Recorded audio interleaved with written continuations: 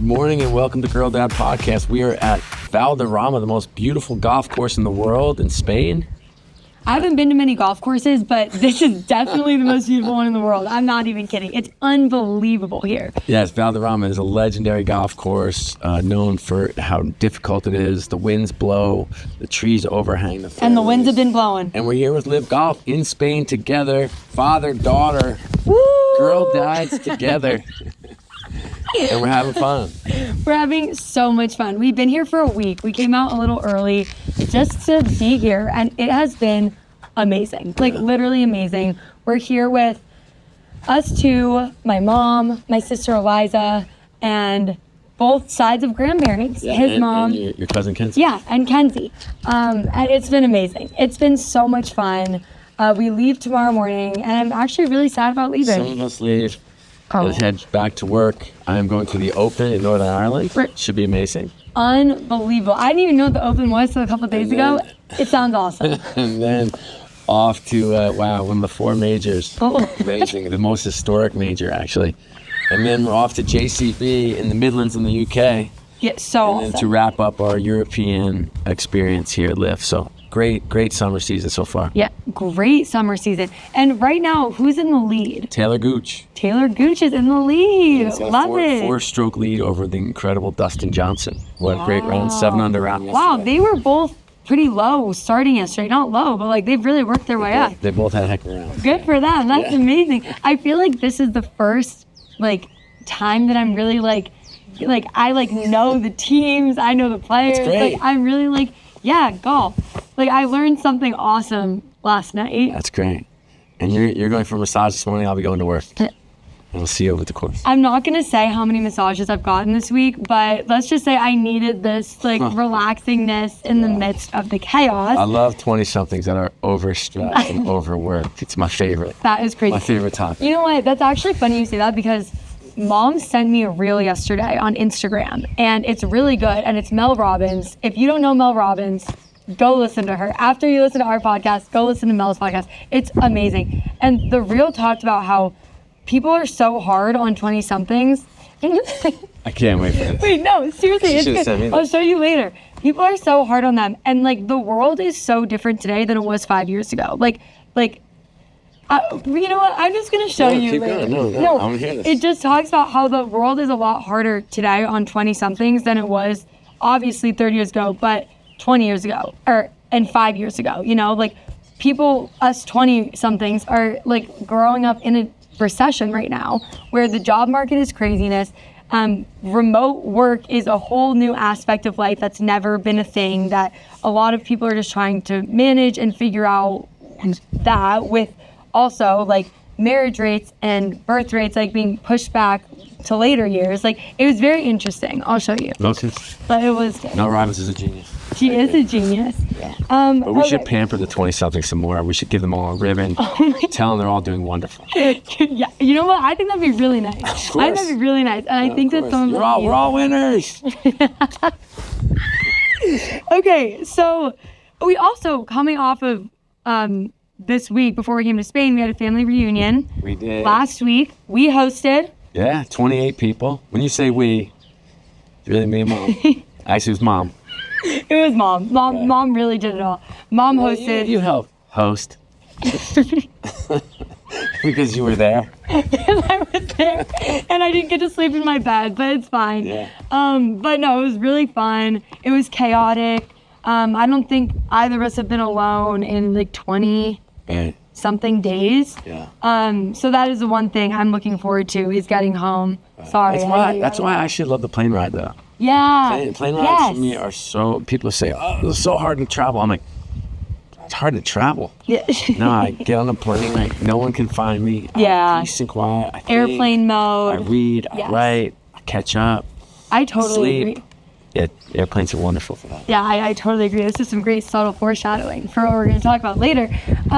But yeah, it's been craziness, which we will get into in a little bit. But first of all, let's get into our dad advice of the week. Okay.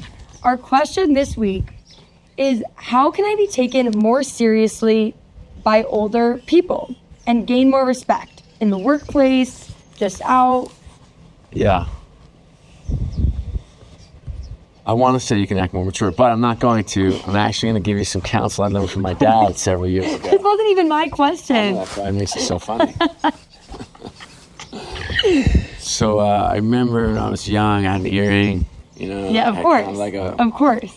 Which, by the way, we tried like probably 10 years ago to put one of our gummy bear earrings in Dad's ear, and it went in. Yeah. And it was awesome. Yeah, gummy bear earring. So I remember I had kind of a funky haircut, and my dad worked as a dean of students at Holy Cross College in Worcester, Massachusetts. That's where I was born, and then at the University of Akron, and he had seen so many families just torn apart by tattoos, hair being long, all that kind of stuff, earrings, and he told us all since we were really young, we would always have these family meetings at dinner, and he would just say, like, that's not what's going to tear this family apart. Love that. We had a lot of freedom in terms of freedom of expression, what we wore. I wore our hair. I think you do too. Yeah, but I didn't always. Yes. No, I did not. And yeah, you actually did. No, I actually did not. You actually did. I was not allowed to wear bikinis till I was 18. Yeah, exactly. Until you were 18, clown. Unbelievable. What age were you guys able to wear bikinis? Drop in the comments. Yeah, the more the girls came on, they got more and more freedom. Yeah. It's probably true. It is. But nonetheless, so we had a lot of freedom of expression. And I remember one time I was working in a job, I saw my earring in, and I was asking my dad the same thing, and he said, look, you can wear what you want, you can do what you want, you can wear your earring, you can wear your hair like that. He said, but you can't have it both ways.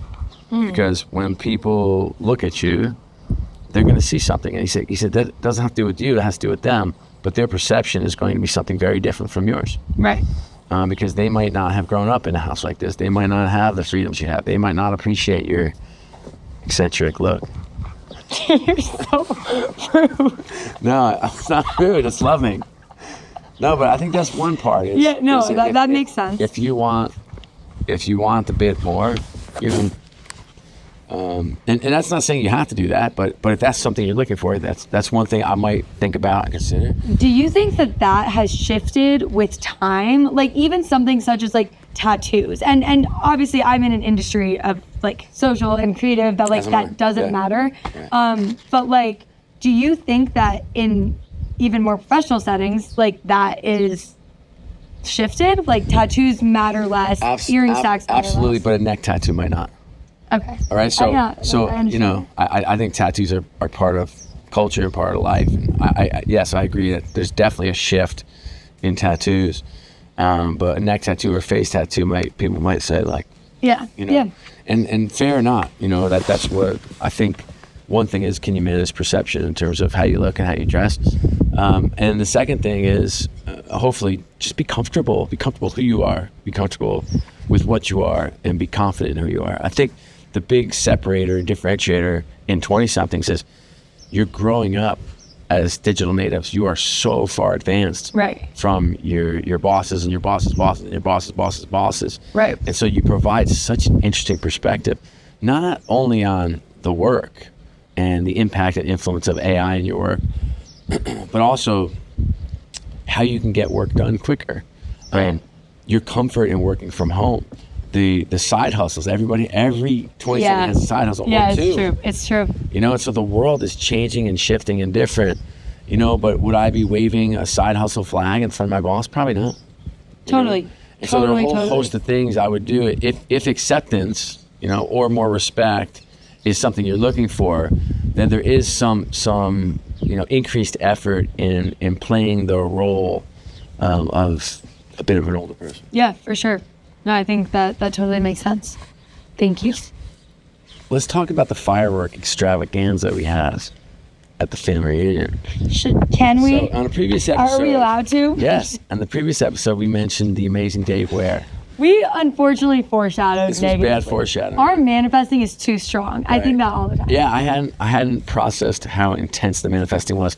And so, look, I had talked at a previous one about the amazing Dave Ware. Our last episode, yeah. Pennsylvania. His fireworks leaned down and shot into the house. And his cousin Eric Seldon.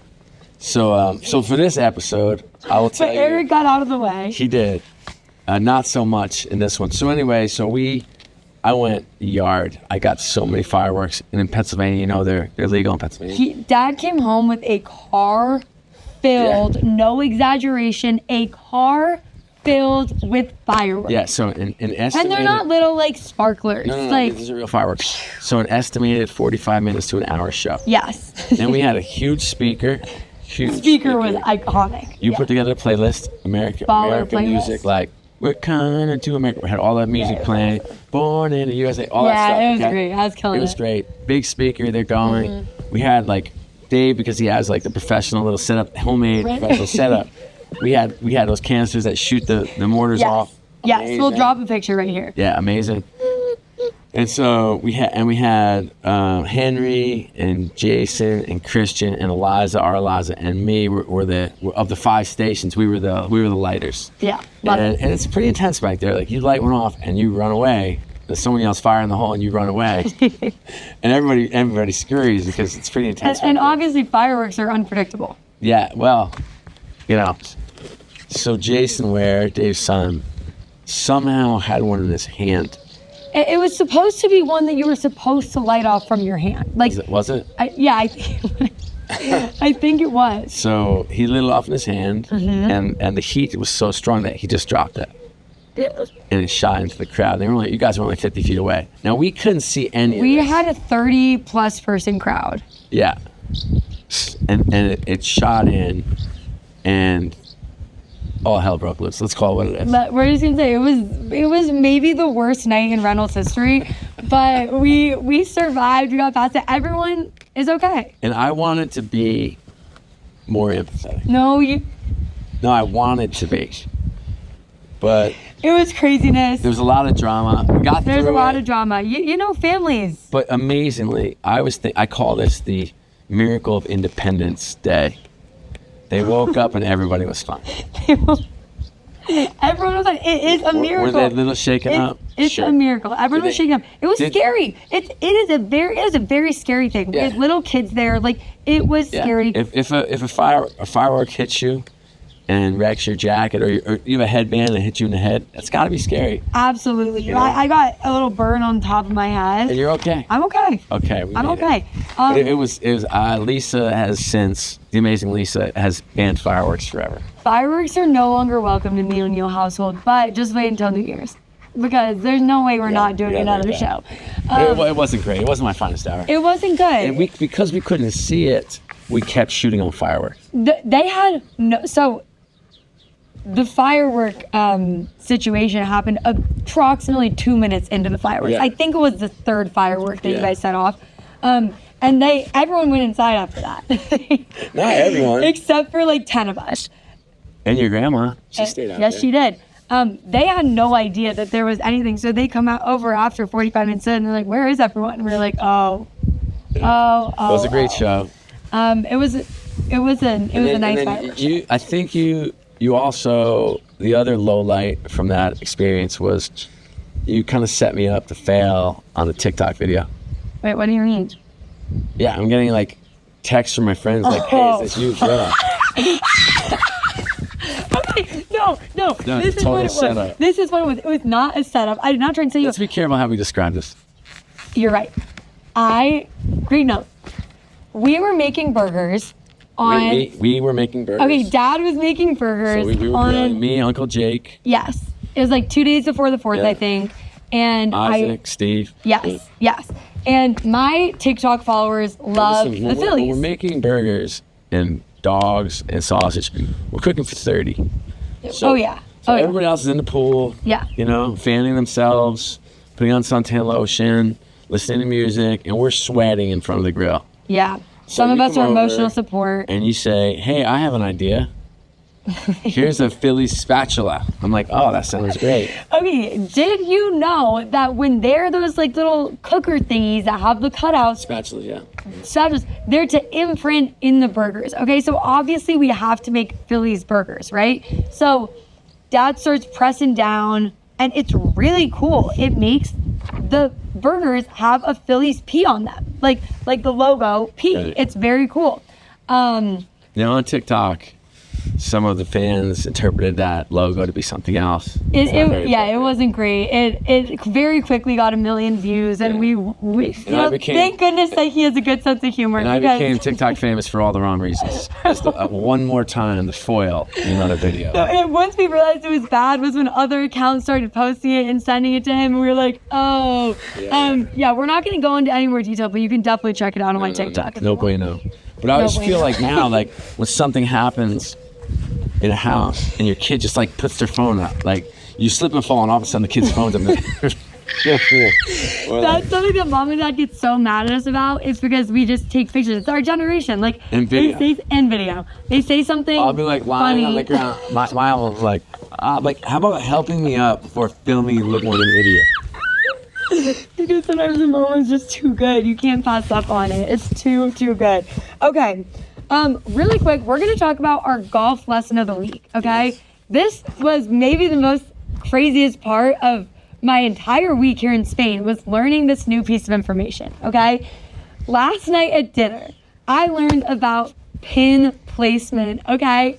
Now, if you don't know what a pin is, like I didn't know what a pin is in golf terms, it is the flag and the hole. Is that right? Right. It's the flag in the hole, okay? So I learned yesterday that every day they switch up the... Right, for the tournament, they switch the holes. For the tournament, every day they change where the hole is. Like, guys, where you're trying to get the ball, they switch it. They switch it every single day. It's crazy. And then I learned also that they have different color flags to represent different positions or something. Like golf is so much more interesting, like when you actually know about it. It's so, and you know what I was thinking too, was I was like, everyone thinks golf is boring, and I used to be one of those people. I thought golf was boring. I love golf now. I literally love it. And I will say, golf is boring. Live golf is the funnest thing ever. Okay, also, you had a little putt championship against your sister Liza. Had that workout? You lost by 13 strokes in an 18-hole putt. I lost by 13 strokes. We were playing best out of 3. So maybe these we'll call this the golf lesson. The golf lessons need to continue. Yeah, they do.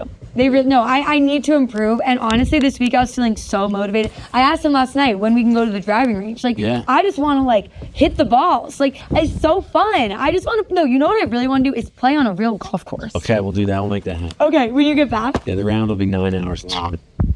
That is rude. I'll play with a handicap. You know what that means? Okay, let's get into it. Today, our topic is finding peace in the chaos, okay? Life is so chaotic. There's never a down season, at least in our family. Summer's crazy, fall's crazy, winter's crazy, spring's crazy. There's never a week that there's not 15 things going on, okay? Like I mentioned, the last 2 weeks we've been gone. He's gonna be gone for 2 more weeks, a little more than that. So it's craziness, you know?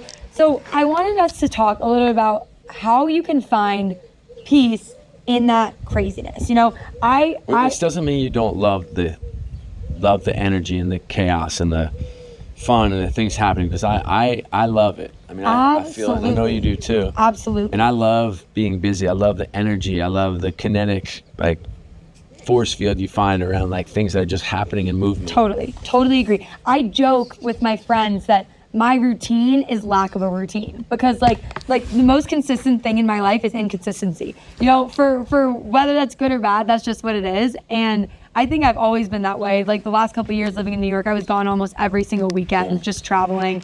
This summer's been craziness, but yeah, I think that there is a way to find peace, even in all that. I would say too, before you go any further, I feel like when I was your age, that was a lot of how I lived. And as I've gotten older, the way I find creativity and the way I unlock opportunity is to actually add structure and process and discipline into my life. So I'm very much routine, where when I was 25, I was not. And I feel like I'm my best self at work, in relationships, in the community, with Lisa, with your mom, as a dad, when I have structure so that I can lift out, because I'm not spending so much time thinking about the things I don't have to think of because they're already baked into it. Right. No, 100%. So what are some of those things you do? I want you to touch on what you do for your airplane routine, because with someone who travels, seriously, I love it. Like, with someone who travels every single week, like, you need to find peace. Like, there will never be peace in the world, okay? There will never be. In your outside life, there will never be. But you can find peace in your mind and in your body. Like, that is possible. So I take a lot of red eyes. So that's an overnight flight where you have to sleep on a plane, and sometimes they're 4 hours, and so that's your sleep for the day. And so you have to find a way to find some sleep. And so the day of my red eye, I get up at like 4 a.m. And that's because I want to be really tired by the time I hit the flight. Because some of my red eyes start at 6:30 p.m. So how are you possibly gonna get tired? Right.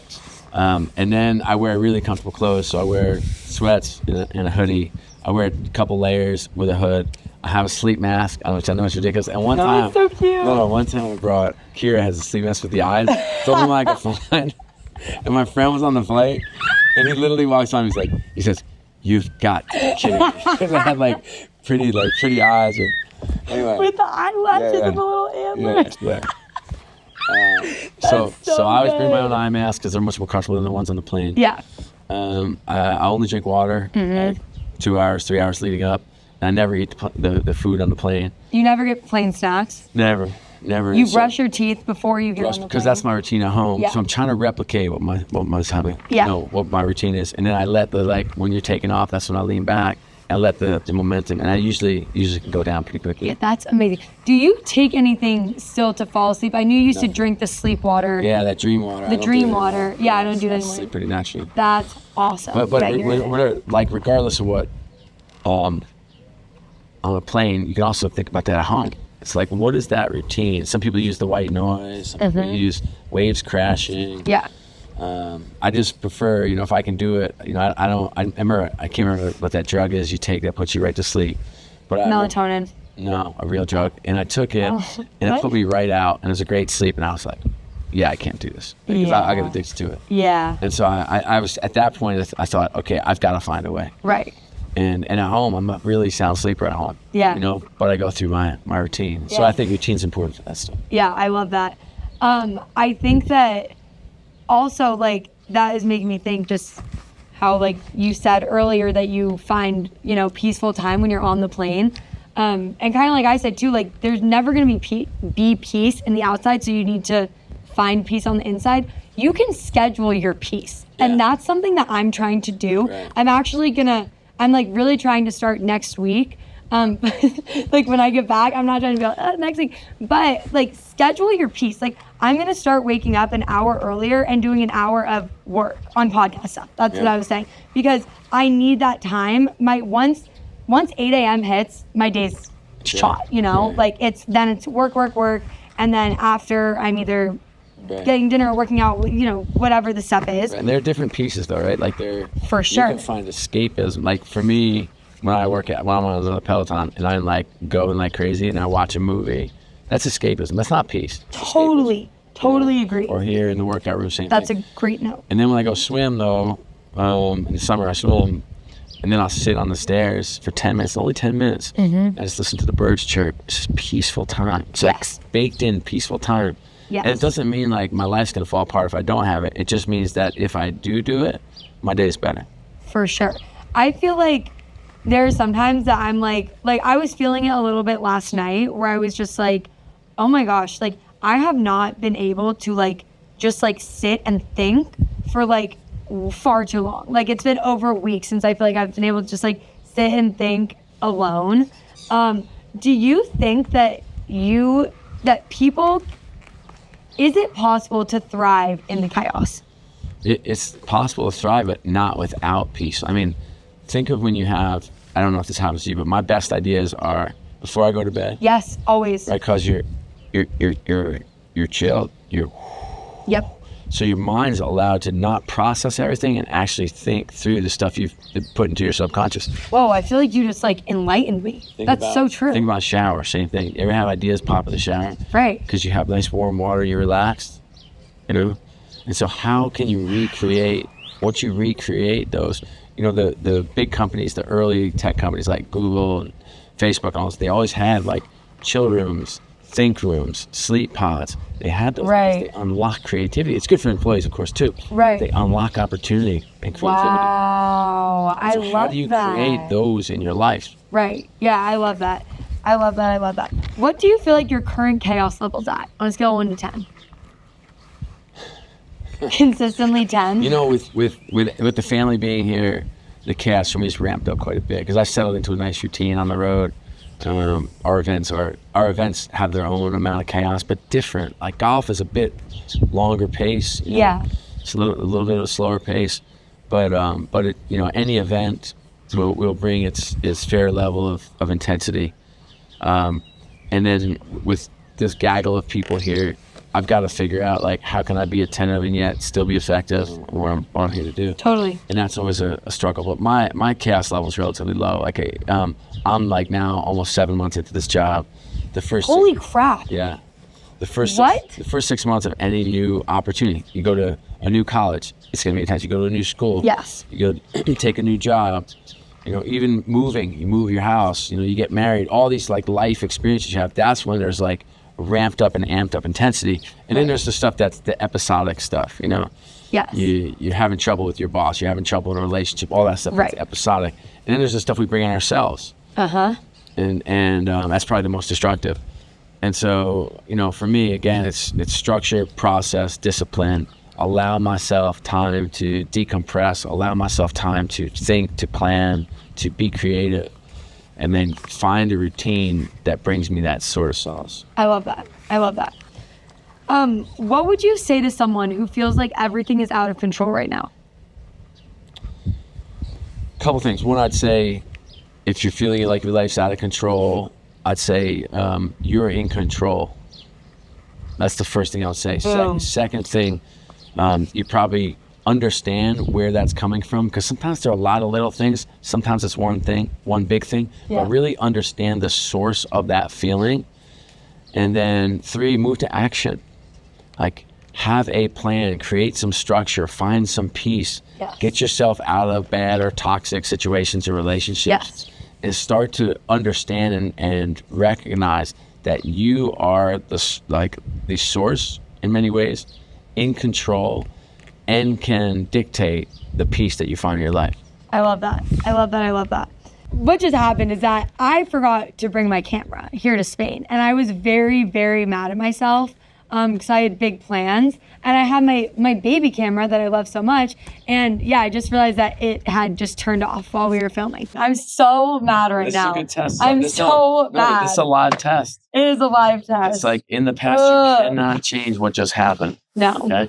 No. You only can deal with, dare I say it, be where your feet are. Wait, bro, that's the next thing I was going to say. Okay. Literally. No, these two. All right, so in a moment like this, how do you transition? How do you find peace when you're like so, because you're very emotional, so you're like, you know, and you get this. And so how in a moment like this is a perfect example. It is. So something that I feel like has helped me that first started coming, you know, the word that would come into my mind a lot starting in like December.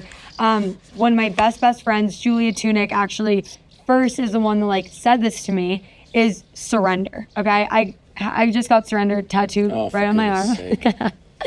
But surrender to everything. We have no control. We don't have control of what's happening to us. We don't have control of what's happening around us. We don't have control of the thoughts that come into our head. Like we literally have control of nothing except for how we react to what comes. So I think in moments of stress, moments of tenseness, moments of discombobulation, like surrender, because it's all happening. It's one of my favorite things too, is like everything is happening for a reason, and I think those go hand in hand. Like just surrender to whatever happens. I would probably have chosen a different one, but I think that captures it really well. Thank you. Yeah, I feel like since I really have been like thinking of surrender, you know, just like that phrase, like such a good reminder to just like surrender, you know, like whatever's happening. Another thing I was going to say is be where your feet are. Like that's something that always helps me in those moments of chaos and stress. And when my mind's in a million different places, like be where your feet are, be here now. Like this is all that we can do. It's like exactly where we are doing exactly what we're doing. Let's do, I guess, Disney character.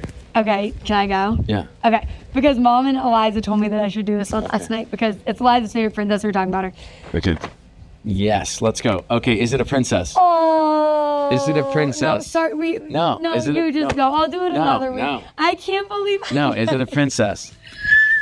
Yes. Does she wear a green dress? Yes. Is it Tiana? Yes. Let's go. That is so Let's unfair. Okay, That is so another unfair. victory, another capture. Hey, loved having you join us for this week's episode of Girl Dad Podcast. Lexi, wonderful job. I love you very much. Have a wonderful day out there. Love you. Share, send some comments, send questions, any dad advice you want. We miss you. We love you. Absolutely. We appreciate you listening. Thanks, guys. Bye.